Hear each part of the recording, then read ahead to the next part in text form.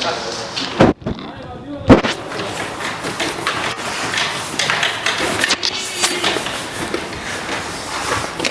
har vi så Emil Riggers. Filmer du?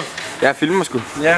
Jeg vil lige vise, hvordan man gør sådan en sæde her rent. Det her det er så for Don, som så åbenbart er en, der har haft et årskort, og som har fået indredet sit navn her.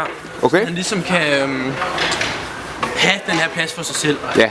Det vi starter med, det er først tjek under her. Lige tør den af en gang og sørge for, okay, der er ikke noget skidt heller ikke bagved. Lige køre den der.